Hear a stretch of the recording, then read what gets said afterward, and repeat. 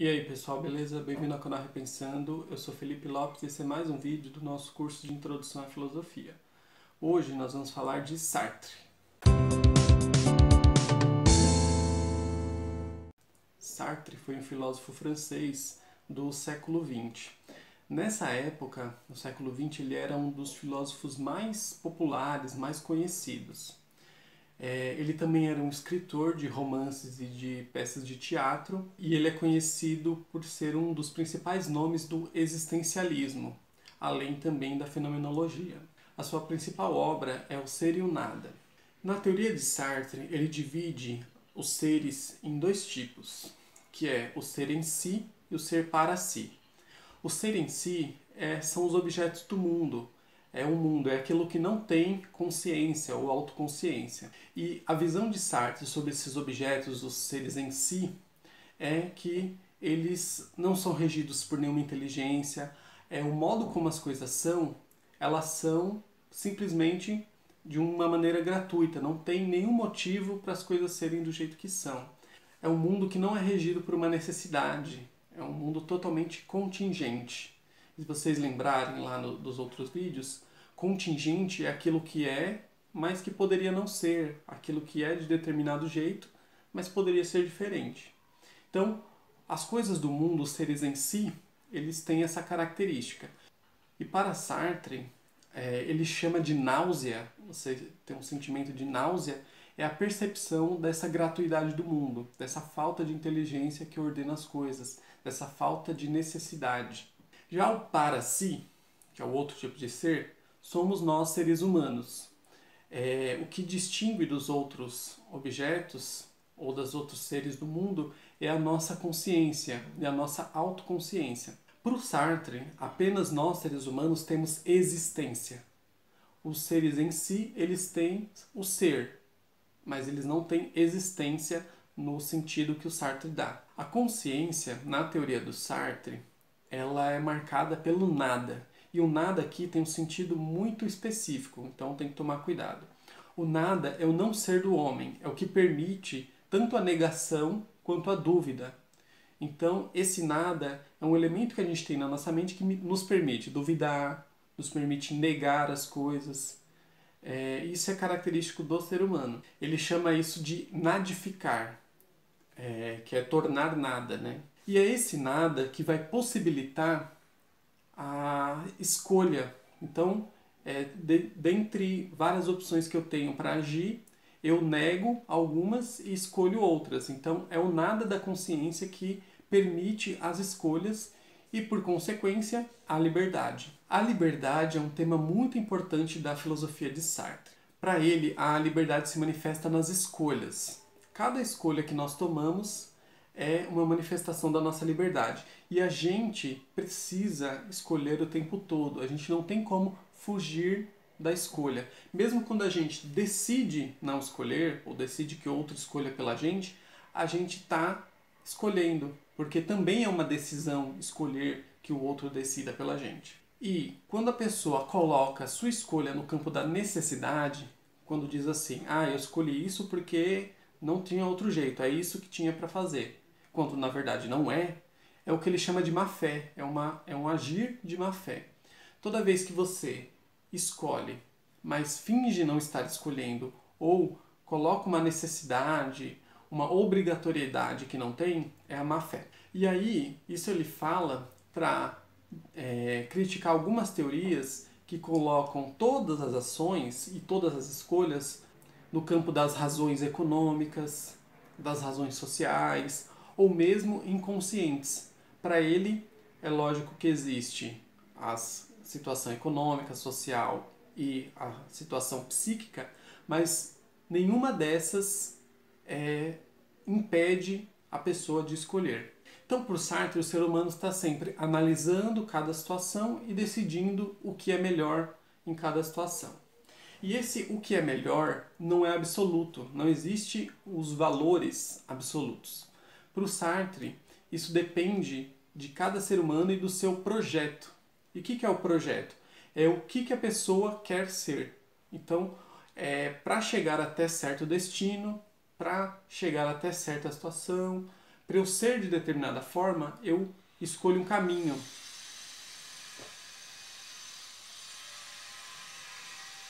E esse caminho é o meu projeto, é o projeto de vida. E no projeto, você escolhe também os seus valores. Então, os valores não é uma coisa que vem antes e você decide segundo eles. Não, os valores são colocados pelas suas escolhas e pelos seus projetos. E assim o ser humano vai se construindo. Dessa forma, a gente tem uma liberdade que é absoluta.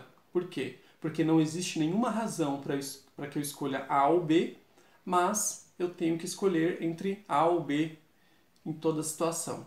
E nesse sentido, que vem aquela famosa frase que é: a existência precede a essência. E o que significa isso? Significa que primeiro eu existo, depois de existir é que eu crio a minha essência. Então a minha essência não vem de sempre, de nascimento, por exemplo. Não existe uma natureza humana que diz como eu vou ser e como o outro vai ser. Tudo isso é construído depois que nós já existimos pelas nossas escolhas. E, inclusive, os nossos valores também entram nessa decisão posterior. E aí a liberdade, ela também vem junto com a responsabilidade, porque ao mesmo tempo que eu não posso deixar de escolher, eu não consigo me libertar da responsabilidade pelo que eu escolhi. Então, a liberdade não é só uma coisa absolutamente boa e maravilhosa, porque ela tem esse peso, né? O peso da responsabilidade. Além disso, cada escolha também exclui outras possibilidades. Se eu escolho A, eu não escolho B. Se eu escolho, por exemplo, estudar filosofia e seguir a carreira da filosofia, eu estou deixando de lado várias outras áreas de estudo, várias outras profissões. Então, cada escolha exclui um monte de escolhas. E isso é inevitável, não tem como escolher. Só que isso causa também um sentimento ruim, uma indecisão e tal, que é o que ele chama de angústia.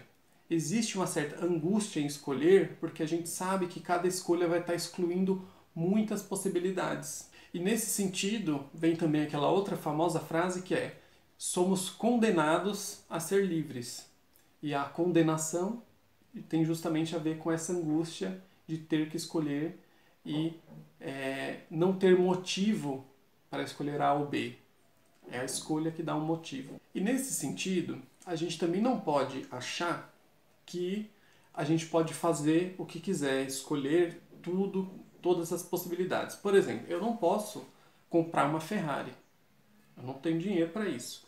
Eu não posso também viajar para Marte. A gente ainda não tem essa possibilidade tecnológica. Eu também não posso viver 200 anos, porque meu corpo não aguenta 200 anos. Então, a liberdade ela é limitada pelas condições materiais e pelo mundo à nossa volta, além também pelos limites do nosso corpo. E aí, nesse sentido, a gente vê que a liberdade absoluta não significa que eu possa escolher qualquer coisa que esteja disponível para qualquer um. As condições materiais das pessoas são diferentes. E, nesse sentido, o Sartre ele se aproxima um pouco do marxismo, embora os marxistas da época não gostassem muito da filosofia dele. E a aproximação do Sartre tem a ver com isso, né? A percepção de que a liberdade tem limitadores, com certeza.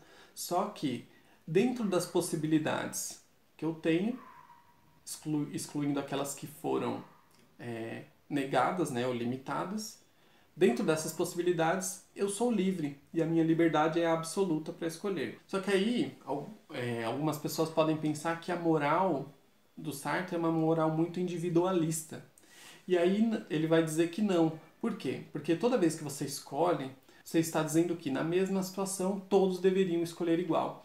E se vocês lembrarem, por exemplo, do vídeo sobre a ética do Kant, vocês vão ver que a filosofia do Sartre, nesse quesito da moral, tem muito a ver com o imperativo categórico do Kant. E, inclusive, o Sartre cita, né, diretamente a moral kantiana nos seus livros. A escolha é universalizada.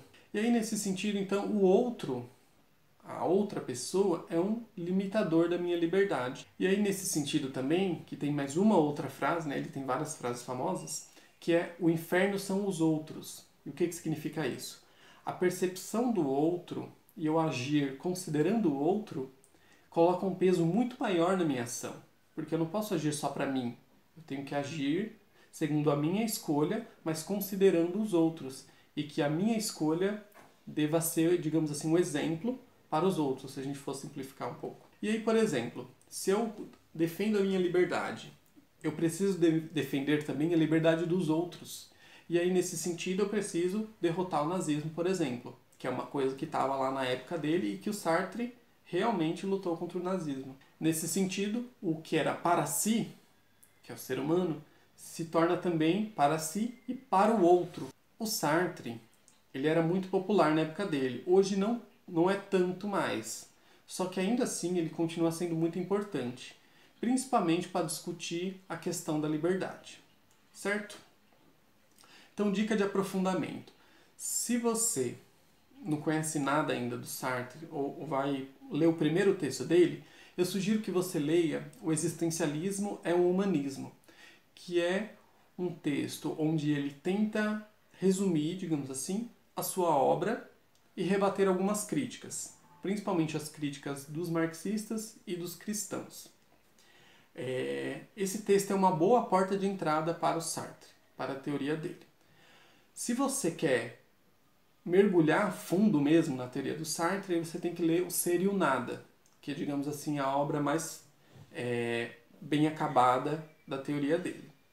O Ser e o Nada é um livrão bem grande, mas lá, digamos assim, está tudo de principal da teoria do Sartre. Certo? Então é isso. Curte o vídeo, compartilha aí com quem você acha que se interessa. Não esquece de se inscrever, comenta embaixo o que você achou e é nóis!